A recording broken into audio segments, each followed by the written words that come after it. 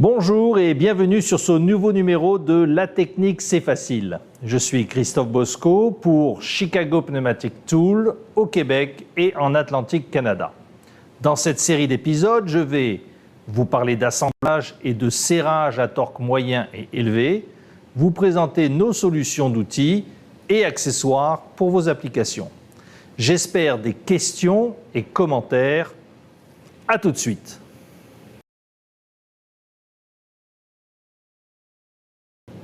Un serrage, pour quoi faire?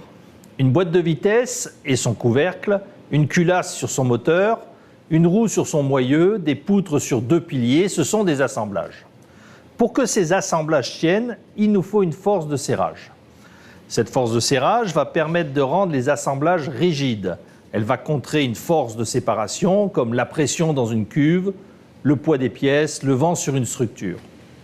Cette force, dans le domaine de la mécanique et de l'industrie qui nous intéresse maintenant, est créée par une tension dans des vis, des tire-fonds, des studs, comme on aime à le dire chez nous.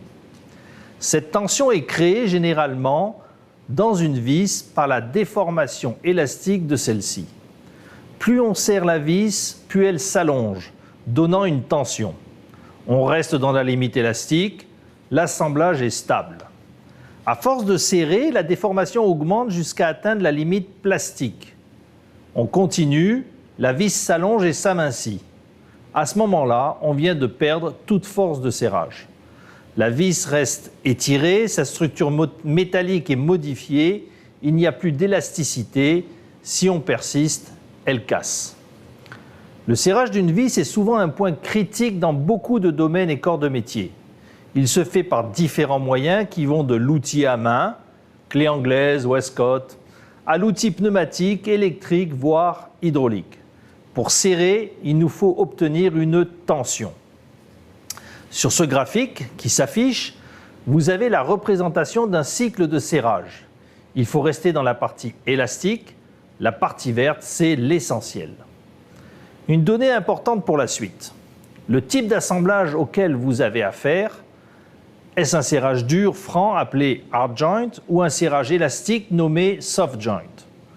Le hard joint se caractérise par l'atteinte du couple torque final après 30 degrés de rotation suivant l'apparition initiale de la résistance. Le plus souvent, le joint entre les deux parties de l'assemblage est fin et rigide. Un soft joint, par contre, verra le couple torque final atteint autour de 2 tours de rotation de la tête de vis ou de l'écrou. Dans ce cas, le joint d'étanchéité est souple, épais et se déforme à l'assemblage. Ce sont des généralités. La frontière entre les deux types d'assemblage n'est pas coulée dans le béton. Souvent, les goujons utilisés pour fixer une tête de moteur sont longs. Le joint d'étanchéité est fin. Et le serrage final s'obtient après plus que 30 degrés de rotation de la tête de vis. Notez qu'une vis avec une partie non filetée longue va avoir besoin d'une plus longue déformation élastique pour obtenir la même tension que la même vis avec une partie non filetée plus courte. Est-ce un hard joint ou soft joint? Le débat est ouvert, remplissez les commentaires. Mais c'est un facteur important pour le choix des technologies à mettre en place. Vous avez des questions? Inscrivez-les dans les commentaires, je lis tout et j'y répondrai dans une prochaine vidéo. N'oubliez pas de vous abonner, d'activer la cloche pour les notifications. Avant de poursuivre, j'ai une question pour vous. Peut-on créer de la tension dans une vis, un stud, sans appliquer de couple? Réponse un peu plus tard dans cette vidéo.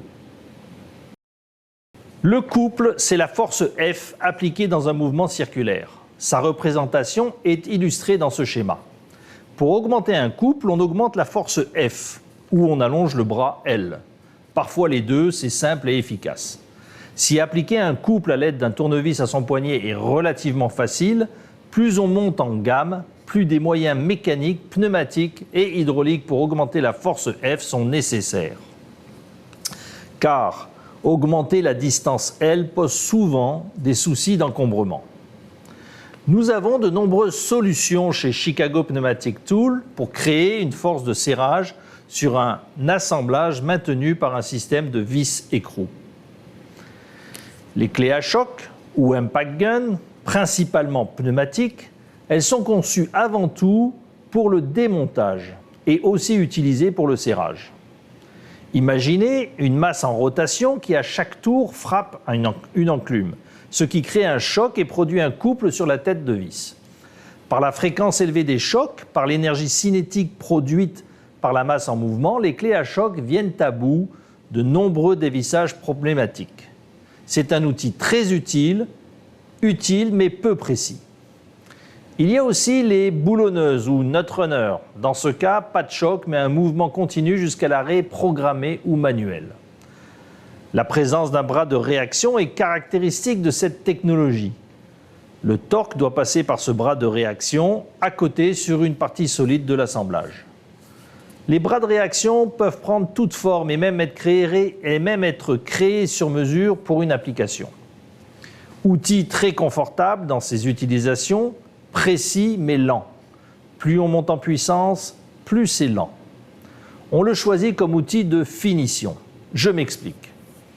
Vous avez un montage vis-écrou qui nécessite plusieurs tours d'écrou avant d'être au contact. Vous utilisez un impact gun ou une visseuse pour l'approche. Puis vous finissez le serrage avec votre boulonneuse.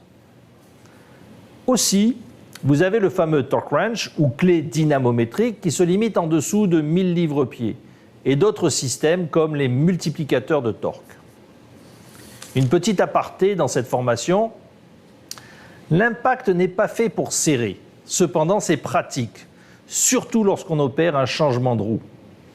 Il faut souvent serrer autour de 110 livres-pieds. Compliqué de faire cela seulement au torque wrench, c'est long. Une petite aparté dans cette formation. L'impact, ce n'est pas fait pour serrer, cependant c'est pratique, surtout lorsque l'on opère un changement de roue. Il faut souvent serrer autour de 110 livres-pieds. Compliqué de faire cela seulement au torque wrench, c'est long. L'impact s'utilise bien, mais il y a plus qu'un risque de dépasser le couple recherché assez rapidement. Une fois le couple dépassé, il n'y a pas moyen, ensuite avec le torque wrench, de savoir quelle est la valeur que nous avons atteinte. Nous pouvons nous apercevoir du dépassement, mais pas de sa valeur.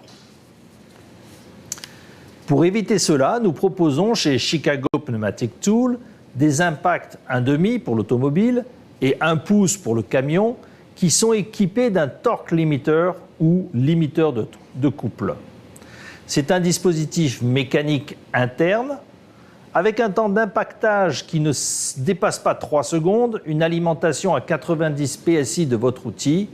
Vous limitez le serrage à 80 livres-pieds pour l'impact 1,5 CP 7748TL et TL-2 et vous limitez autour de 370 livres-pieds pour l'impact 1 pouce CP 7782 TL-6. Vous retrouverez dans la description de la vidéo tous les liens utiles pour retrouver un outil que je vous présente maintenant. Revenons sur notre graphique d'un cycle de serrage. Nous ciblons la zone verte. Cette zone est plus ou moins étendue. Elle est fonction des caractéristiques du matériel dont on a fait la vis et des dimensions physiques des équipements. S'il faut viser la zone verte, nous acceptons de ne pas toujours atteindre le même point dans cette zone. Nous avons besoin d'une tolérance sur le résultat à atteindre, que ce soit en torque ou en tension. La tolérance, qui va nous faciliter le travail, est une valeur qui appartient au manufacturier de l'équipement. Elle se manifeste souvent par l'appellation « plus ou moins ». Et ne l'inventez pas, recherchez-la. Elle est importante car elle va guider vos analyses et choix de solutions techniques pour une job de serrage. Puis enfin, ne vous basez pas sur votre ressenti pour évaluer un serrage, une tension, une tolérance, une précision. Du type, moi je serre les écrous de mon char à l'oreille avec mon impact. Et j'ai jamais eu de problème. J'ai un chum comme ça.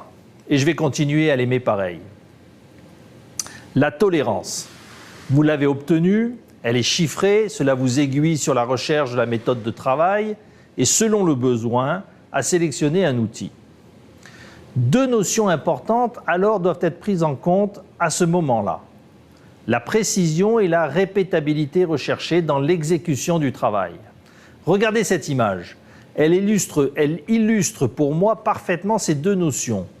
Pas besoin de commentaires supplémentaires, mettez sur pause et imprégnez-vous de ces concepts.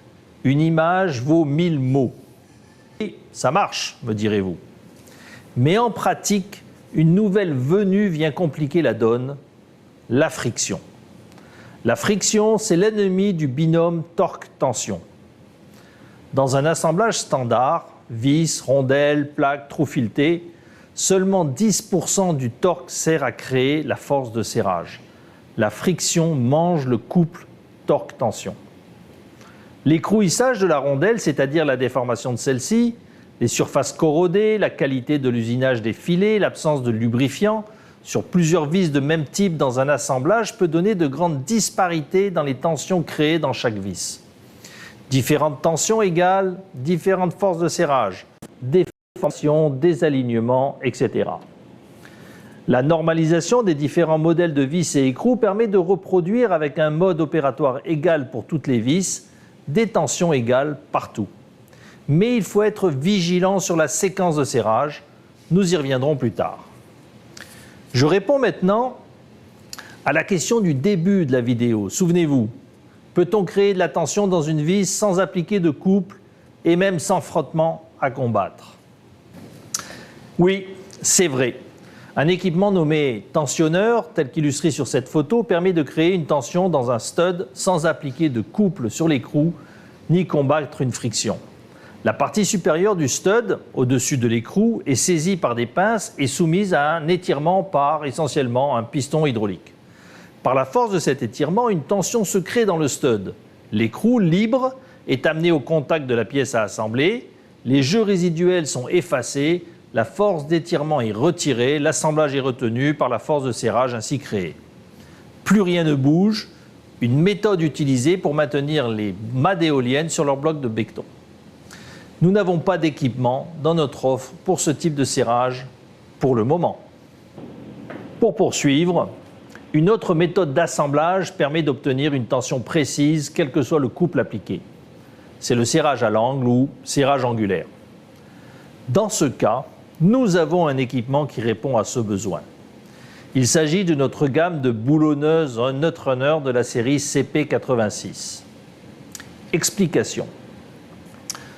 Au montage, on approche les vis et écrous. On applique un torque préliminaire qui sert à éliminer les jeux et jours dans l'assemblage. Puis, on applique un mouvement rotatif sur les têtes de vis et écrous d'un angle prédéterminé. 30 degrés, 120 degrés, 360 degrés, en une étape ou plusieurs étapes. Par cet angle appliqué, nous connaissons parfaitement l'étirement induit et donc la tension générée. N'oubliez pas, nous avons ce type de solution. Quels que soient les frottements et les couples torque générés, le serrage à l'angle permet d'obtenir une force de serrage calculée et précise. Le montage des structures métalliques telles que building ou pont, la mécanique automobile, sont des domaines où le serrage à l'angle est couramment utilisé. Par cette vidéo informative, j'ai souhaité vulgariser pour tous un domaine important de la mécanique qui est le serrage. J'insiste, donnez-moi vos commentaires, posez vos questions, je lirai tout et je répondrai, soit directement, soit par une nouvelle vidéo. Ce support de diffusion de l'information est nouveau pour moi. Parlez-moi du contenu, est-ce long, court, complet, vague? Dans tous les cas, partagez cette vidéo. Signalez votre satisfaction par un pouce en l'air.